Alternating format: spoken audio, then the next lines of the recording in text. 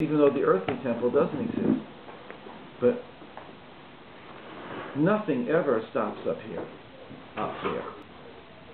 We're just waiting that it manifests down here, that we'll be able to say it. The beauty and the magnificence of going up and leaving speech and going up into thought is that it's a different mode. It's so easy to speak, it's so easy to say words, and they become almost, God forbid, meaningless. The solution that they were supposed to solve, the problem, words are supposed to solve a problem, and when they're not done, when they're done perfunctorily, when they're done without intention, without the corresponding thought process, the words become empty words. Maybe, let's say, not completely empty words. They will be able to do something, but they don't have the full power of thought. So what I do when I connect up to thought and I leave speech is I go into the world of thought, and I realize how rich it is, how powerful it is, how wonderful it is. It reverberates throughout the entire universe. I can go up into the highest reaches of my brain, which correspond to the highest reaches of the spiritual dimension, and I can visualize, I can imagine, there's no stopping. I can go to the bottom of the sea. One of our meditations that we did,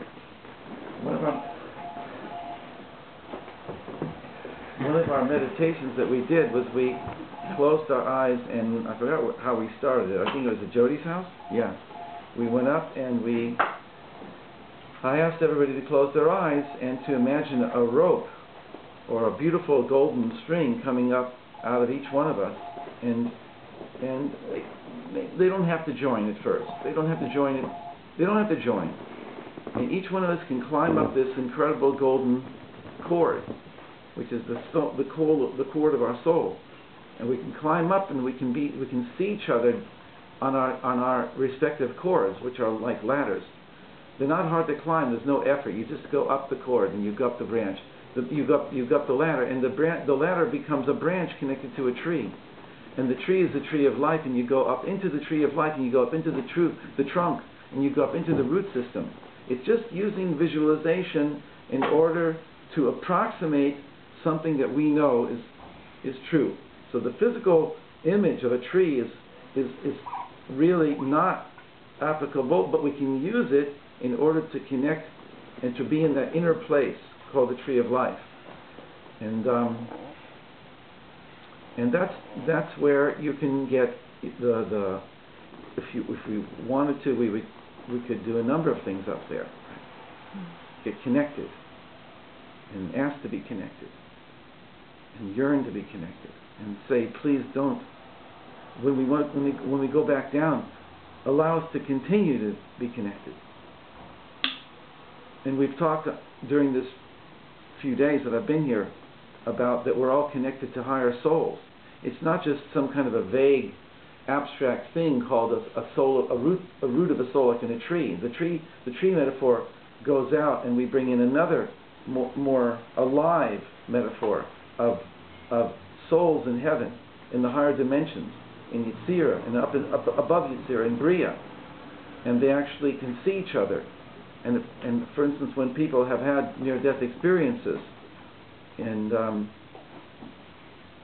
they've been able to go up and see their relatives and see people that they knew in their lifetimes, and they look the same as they look down here, and it's really nice to know that, and they welcome you, and they know everything, which can be embarrassing, but it's also, look at the good.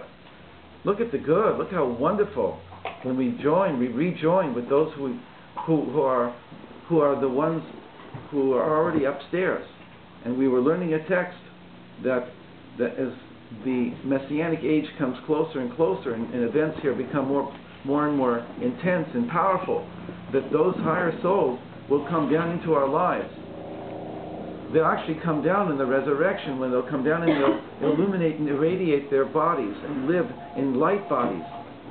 And the whole dimensionality of physical world as we know it will begin to elevate. But before that, they'll come in through us.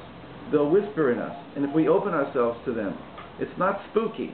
It's real. So we're just extensions, junior partners of the great souls of heaven.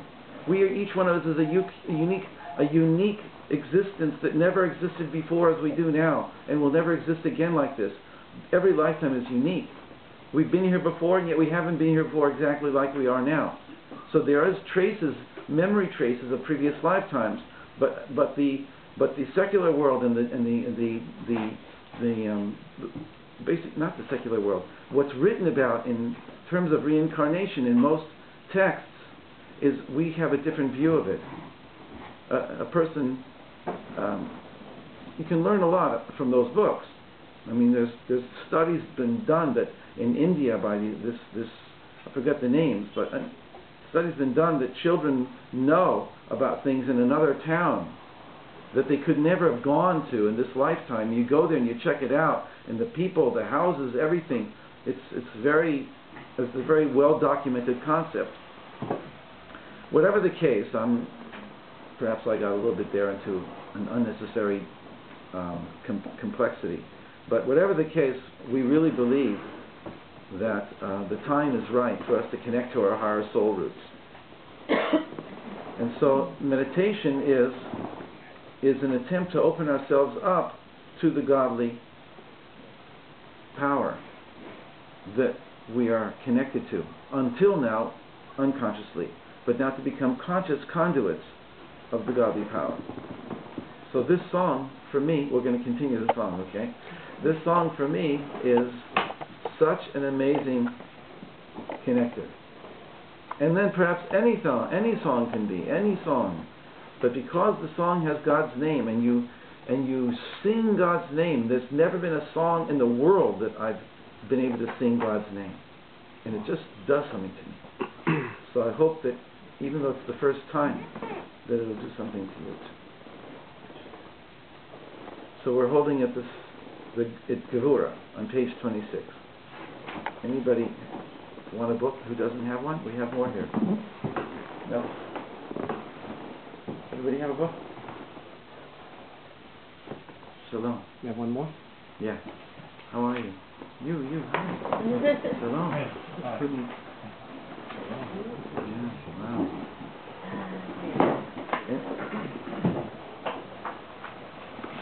So page 26 is 1, 2, 3, 4, 5, 5 from the top. 1, 2, 3, 4, 5, 6, 7 from the bottom. It starts Marom. O lofty God, extraordinary with strength and power, reveal the light that is beyond compare.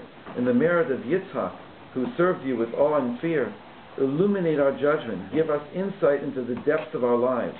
You are eternally awesome because you manifest yourself to the world by hiding and contracting your light. You reveal yourself by hiding. Well, how do you make sense of that? But I'm not going to tell you, but that's what it says. Marom neda koach ugvura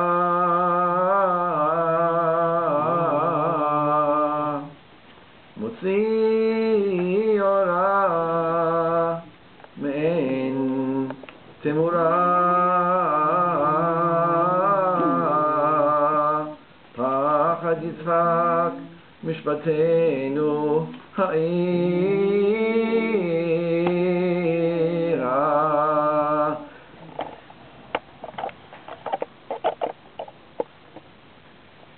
Gibor leolam.